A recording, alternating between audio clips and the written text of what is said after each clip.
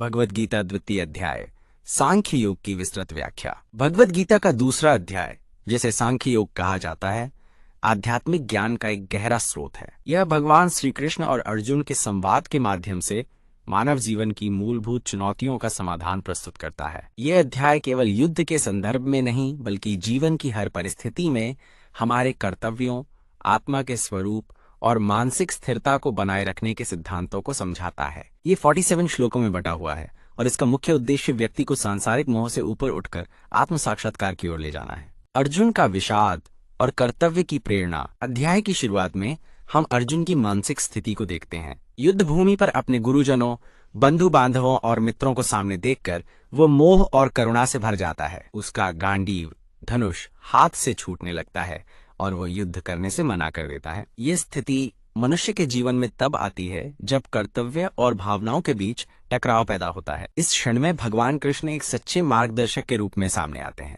वे अर्जुन के विषाद को अज्ञानता और दुर्बलता बताते हैं। कृष्ण उसे डांटते हुए कहते हैं कि ऐसे समय में कायरता दिखाना उसके जैसे वीर क्षत्रिय के लिए उचित नहीं है। वे उसे समझाते हैं कि ये युद्ध केवल राज्य के लिए नहीं, बल्कि धर्म की स्थापना के लिए है और इसमें भाग लेना उसका परम कर्तव्य है। यहीं से कर्मयोग की नींव रखी जाती है, जहां कृष्ण अर्जुन को यह समझने के लिए प्रेरित करते हैं कि अपने कर्तव्यों का पालन करना ही वास्तविक पुरुषार्थ है। आत्मा का अमृतत्व, जीवन और मृत्यु का गूढ़ रहस्य। कृष्ण अर्जुन के मोह को दूर करने के लिए उसे आत्मा के अमरत्व का सबसे महत्वपूर्ण उपदेश देते हैं। वे समझाते हैं कि शरीर नश्वर है, लेकिन आत्मा शाश्वत है। नैनम छिंदन्ति शस्त्राणि नैनम दहति पावक। आत्मा को न शस्त्र काट सकते हैं, न अग्नि जला सकती है, न जल गीला कर सकता है और न वायु सुखा सकती है। जैसे मनुष्य पुराने वस्त्रों को त्याग कर नए वस्त्र धारण करता है, वैसे ही आत्मा पुराने शरीरों को छोड़कर नया शरीर धारण करती है। ये उपदेश अर्जुन को ये समझने में मदद करता है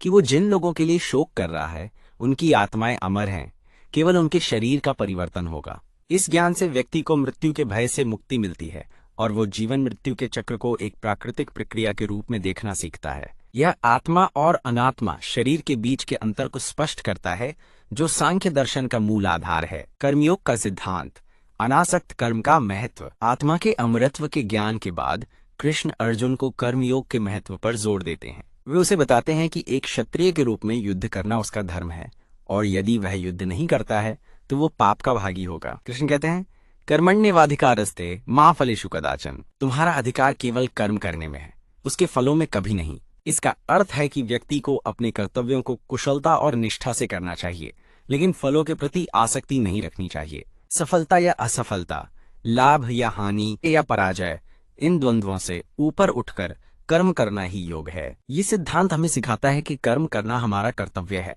लेकिन उसके परिणाम हमारे नियंत्रण में नहीं है। फल की इच्छा से मुक्त होकर कर्म करने से मन शांत रहता है और व्यक्ति कर्म बंधनों से मुक्त होता है। विचलित मन पर नियंत्रण और योग की शक्ति। कृष्ण आगे बढ़ते हुए अर्जुन को ये समझाते हैं कि मन का नियंत्रण ही वास्तविक योग है। एक विचलित मन व्यक्ति को सही निर्णय लेने से रोकता है और उसे दुख की ओर ले जाता है। वे ध्यान, साधना और निरंतर अभ्यास के महत्व पर जोर देते हैं ताकि मन को स्थिर किया जा सके। मनुष्य को चाहिए कि वो अपनी इंद्रियों को विषयों से हटाकर मन को एकाग्र करे। इंद्रियों के विषयों में लिप्त रहने से मन विचलित होता है और बुद्धि नष्ट हो जाती है। यह खंड हमें बताता है कि जीवन में स्थिरता और संतुलन प्राप्त करने के लिए मन पर नियंत्रण आवश्यक है। योग का अभ्यास हमें भीतर के आत्म तत्व को समझने और शांति प्राप्त करने में मदद करता है। निष्काम कर्म और ज्ञान का संगम। कृष्ण बताते हैं कि एक व्यक्ति को अपने मन, विचार और कर्म सभी को शुद्ध करना चाहिए। वे कहते हैं कि ज्ञान और कर्म का संगम ही सर्वोत्तम मार्ग है।